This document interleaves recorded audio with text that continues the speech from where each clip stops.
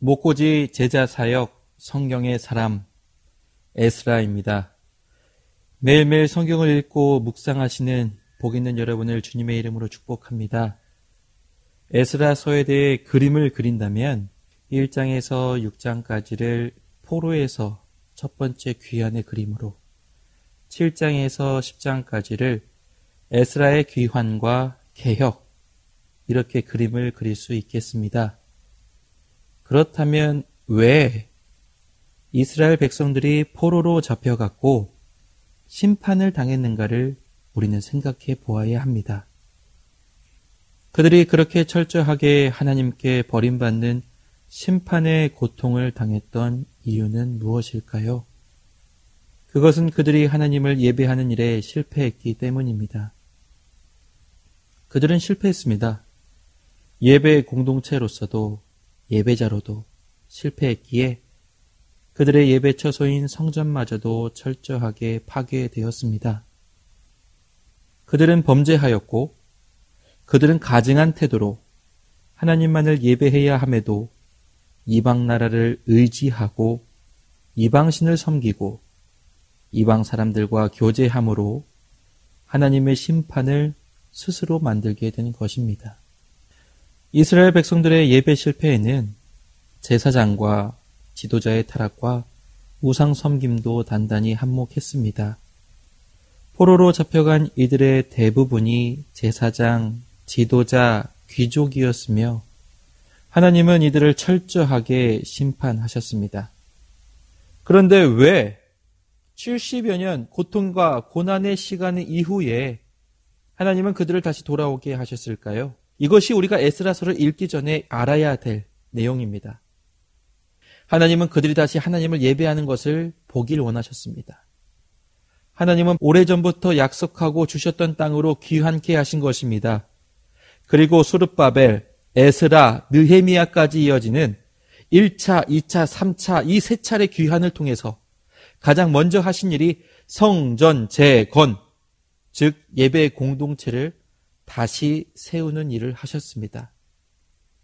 이스라엘 백성의 실패는 예배의 실패로 시작이 되었고 이스라엘의 회복은 예배의 재건에서 시작되었다는 것을 기억하면서 우리가 에스라서를 보길 원합니다.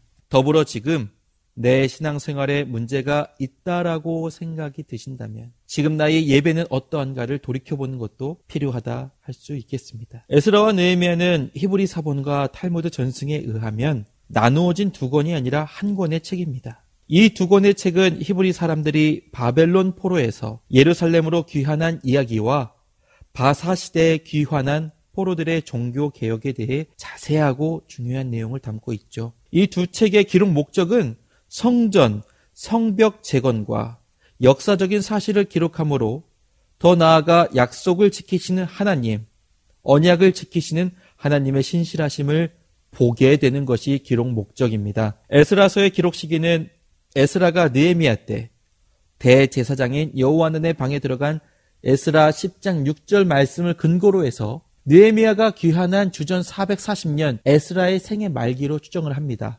에스라서를 읽으면서 핵심 말씀을 찾는다면 9장 9절의 말씀을 찾을 수 있겠습니다. 우리가 비록 노예가 되었사오나 우리 하나님이 우리를 그 종살이하는 중에 내버려 두지 아니하시고 바사 왕들 앞에서 우리가 불쌍히 여김을 입고 소생하여 우리 하나님의 성전을 세우게 하시며 그 무너진 것을 수리하게 하시며 유다와 예루살렘에서 우리에게 울타리를 주셨나이다. 아멘. 이 9장 9절의 말씀, 그 하나님이 에스라서를 읽는 오늘의 우리에게도 동일하게 역사하신 줄을 믿습니다.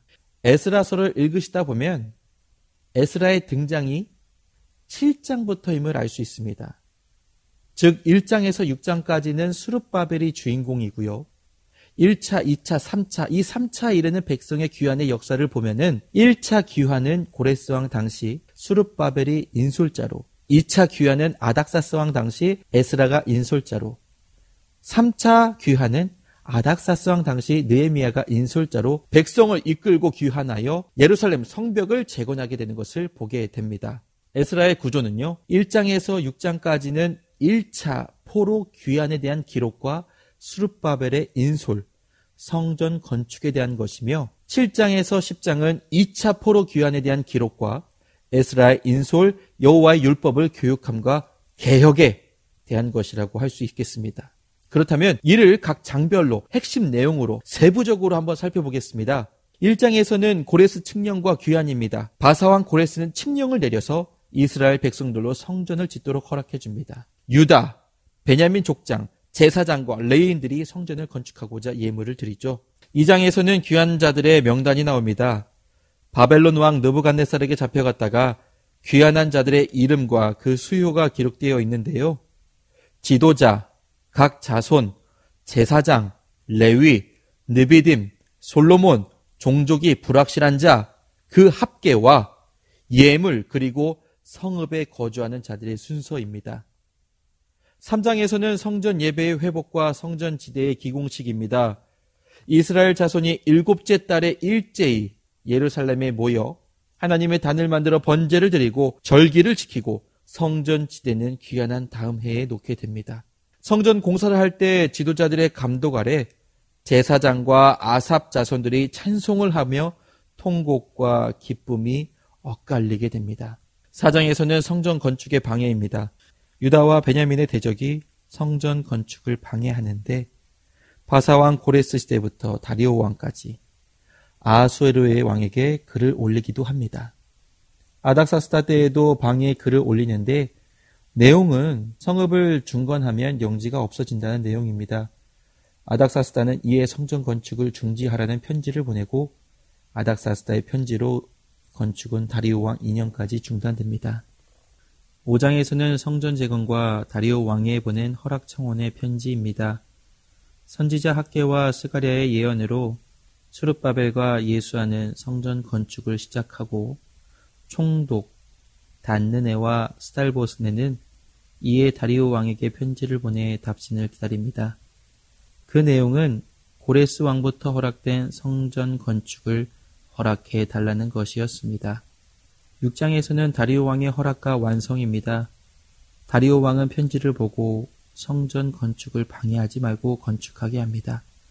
학개와 스가랴의 권면으로 건축은 다리오 왕 6년에 끝이 나고 봉헌식과 유월절도 지키게 됩니다. 7장에서는 에스라 귀환의 허락입니다. 아닥사스 왕 때 아론의 16대 손 학사 에스라가 귀환하는데 그는 율법에 익숙한 학사, 여호와의 도우심을 받는 자, 하나님의 율법을 준행하며 가르치기로 결심한 자입니다. 아닥사스다 왕은 에스라 및 백성과 제사장 레위인 중에 원하는 자는 귀환하도록 허락하며 에스라는 이에 하나님을 찬양합니다. 8장에서는 에스라와 함께 귀환한 자들입니다. 함께 귀환한 자들은 아하와 강가에서 3일간 장막에 유하며 성전 봉사를 준비하고 강가에서 금식을 선포하고 겸손의 모습으로 여행길의 평탄에 대한 기도 응답을 받습니다. 예루살렘에 도착해 백성들이 하나님의 성전을 위하여 은과 금과 그릇들을 달아서 드리고 이 모든 것은 하나님이 손에 건지신 것으로 감사의 번제를 드립니다. 9장에서는 에스라의 기도입니다. 방백들이 에스라에게 이방 결혼에 대한 소식을 전하고 회개의 기도를 드리는데 내용은 죄악으로 인한 포로 생활과 하나님의 의로우심에 대한 것입니다. 마지막 10장에서는 이방 결혼에서의 개혁을 촉구합니다. 에스라가 울며 회개할 때 백성들도 함께 통곡하고 율법대로 결단하고 지도자들과 함께 맹세하여 이방 여자를 아내로 삼은 자는 회개하고 끊어버릴 것을 촉구합니다. 요나단과 야스아는 반대하고 무슬람과 사프대는 이를 따르죠. 이방 여인을 취한 자를 조사하고 그들은 아내를 보내고 속건제를 드립니다. 이들의 명단이 기록되어 있습니다. 자, 에스라서를 통해 성전을 재건하고 말씀으로 돌아오기를 원하시는 하나님을 바라보시길 원합니다. 에스라서를 통해 말씀으로 돌아가자는 개혁운동과 이에 반드시 필요한 회개기도를 통해 우리 자신의 현 주소가 어떠한지를 다시 한번 살펴보는 귀한 시간이 되시기 바랍니다. 감사합니다.